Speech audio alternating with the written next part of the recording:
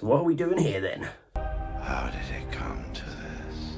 Welcome to the beer review with me, Jake. So today we have a beer, I'll call it a beer, from BrewDog. Brewed in collaboration with Schorschbräu. Probably said that terribly. Schorschbräu. And this is a particularly crazy beer that I just had to give a go. Because, why? Well, why not? Why not, I say? It is strength in numbers. It's a 57.8% Eisbock. Head explosion time. As you can see, it's absolutely diminutive bottle, wax top, flip top. There's only 40 millilitres of it. So yeah, this is an Eisbock of sorts. Absolute craziness. An Eisbock is traditionally a doppelbock that's been ice distilled. So basically they freeze the beer, let it melt, the alcohol melts first, and you're left with a more concentrated, higher ABV beverage. Whereas obviously they've obviously had to brew a ridiculously high strength beer. I know they've blended it with one of BrewDog's older beers. That's been in like a whiskey barrel aged for 10 years. I can't quite remember the name of it, but it'll be down in the description below. And they've made this monstrosity, or it could be lovely, who knows? But 57.8%. Can you even call that a beer? That sounds very spirity to me. So BrewDog, it's not like them, but BrewDog are claiming some stuff. That this is the highest strength beer in the world. There's been other contenders to that claim. Most famously, probably Snake Venom is the most famous of those high ABV beers. It's like 68% or something crazy like that. But there's always been rumours about how they got to that ABV, about how they actually achieved it. And the rumour is they used a distillate to up the ABV. So essentially it's not a beer, whereas this seemingly just uses the base ingredients of beer.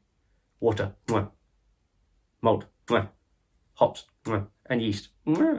So yeah, BrewDog collaborated with Schorschbräu on this, like I said, and they were long-time rivals in the high ABV game. So BrewDog brewed their Tactical Nuclear Penguin, Schorschbräu brewed their Schorschbräu, and it kept going back and forward. BrewDog brewed other high-strength, Sink the Bismarck, and all those other ones. But now they've come together. Collaboration. Stop. Collaborate and listen. I mean, I've waffled on for long enough now. Let's get into it. So very limited. It went on sale yesterday, sold out yesterday. Simple as that. It's a gimmick. It's craziness. I'm not sure how I'm going to fare with this flip top and the wax. Do I have to cut the wax first? I'm just going to give it a little push and see. This could all go wrong. Oh, that came off nicely. That came off lovely. Like a little baby bell. It just came apart. Beautiful, beautiful stuff. Oh, now we've come up against a bit of resistance. Oh. Absolutely no fizz, which, I mean, I wouldn't expect that on a 57.8% beverage. Yeah, it's resealable. I'm going to have a little tiny bit. Little preview there. I'm just going to have a little tiny bit of it. What do you serve a beer like this in? I've got some choices here. I've just got a little tiny snifter, which is probably my go-to. And then I thought maybe one of these little sort of butt pluggy Rastyle things. And then I've just gone all crazy here and got a tiny little boot, which I'm quite partial to. And then I've got an absolutely diddy little shot glass here because I wanted to be able to sort of see the beer, as it were. I didn't want it to be spread too thin without the glass and not be able to see the colour. I mean, it's a crazy beer, so fuck it, let's go boot. We're booting this. Got this in Brussels once upon a time when you were allowed to go places. It seems very gloopy in there. It's a lovely little bottle. Just going to pour just a tiniest amount. Try not to waste any. Ooh. It fills the soul. Yeah, soul. Boot. You get where I'm coming from. Let's pop the old lid back on, shall we? So then, beer in the boot. To me, that's looking like dessert wine-esque. Yeah, it's definitely got that dessert wine sort of look to it. But as I said, no carbonation, no head, which you're never going to get on this, are you? I'm not going to do the whole thing. I'm going to enjoy it in little sips, little stages. Let's go for an aroma. It's pungent. It's bouncing out. Let's go for it. It's not overwhelmingly alcoholic on the nose. I'm getting a bit of Madeira wine. It's Christmas pudding. A little bit of brandy in that respect. Quite a pronounced honey aroma.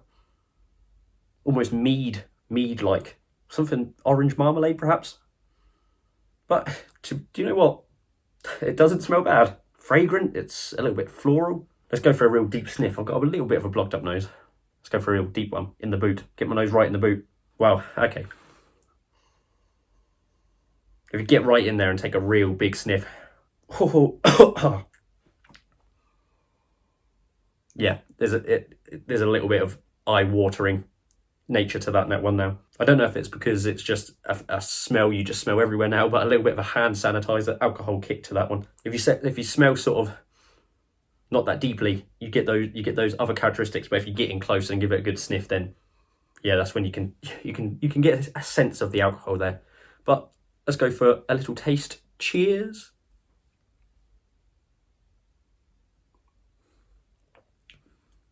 Well, it was instantly hot as soon as it touched my lips.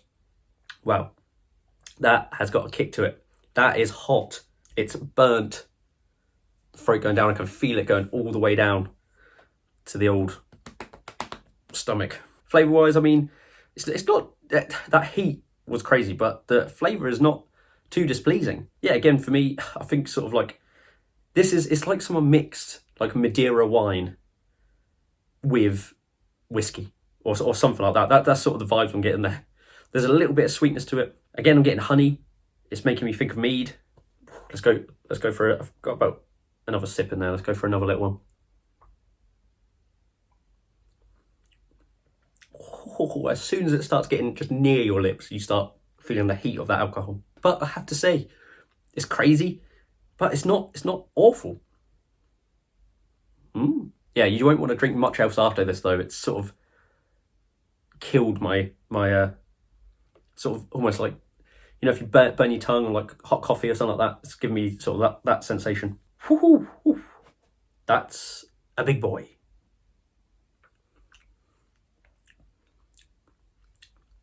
It's quite slick. It really does sort of, it's not thin in any way. It does sort of coat the whole mouth, which is good and bad. Coats the throat. Got a very medicinal quality to it. I feel I've had a bit of a bug last couple of days, sort of a bit bunged up, got quite a bad cough, and it's sort of given me a little bit of just that little measure I had to give me a little bit of a pep in my step. I wouldn't recommend sort of crushing it before you go to work, but I was pleasantly surprised by that. Pleasantly surprised. So BrewDog always like to cause a bit of a ruckus and do things just for the sheer hell of doing it, just to give them a sort of higher profile. And this is what it is. This is column inches. It made me pick it up as soon as I want to see it. I was like, I need to try something like that. And that's what they're great as. And actually, it's not as bad as I thought it was going to be. I thought it's going to be sort of more borderline undrinkable, but I can just imagine sort of ending the night on a nice little shot of that. But BrewDog for me, in my eyes, had a little bit of a renaissance of late. Not necessarily for their beers, but the way they're behaved generally. Their initiative, their climate change initiative, and carbon negative brewery idea and all this sort of stuff is absolutely great, and I think that's the way BrewDog should go. And even their interactions, their whole Aldi beer thing was great, and even if it was pre-planned or it wasn't, it was still just a great piece of marketing. And yeah, it sort of brought BrewDog a little bit back into my vision. I haven't tried any of their sort of more recent beers that they put out in supermarkets and stuff, but I mean, I'm more than happy to pick up this sort of craziness. Do you know what? Let's just have another bite. Teensy little pour. Come on. It's Friday. Reminds me of medicine. Or like, what was it, laudanum, that everyone used to get like addicted to back in the old 1800s. Oh, come on, please shut. I can't shut it. And now I smell. Woohoo! Yeah. That'll get you there. Closed it, yes. That will get you there. Like I said, this is all sold out.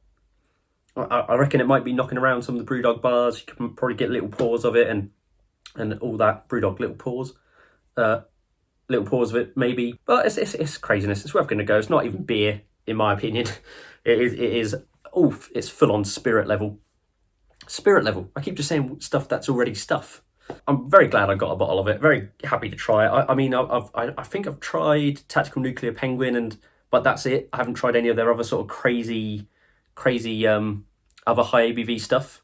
Oh, I had like the 22% Eisbock that they did, or quadruple IPA, I think they called it. So I'm glad I got this. So that was everything from BrewDogs, strength in numbers, 57.8% Eisbock, brewed in collaboration with Schorschbräu.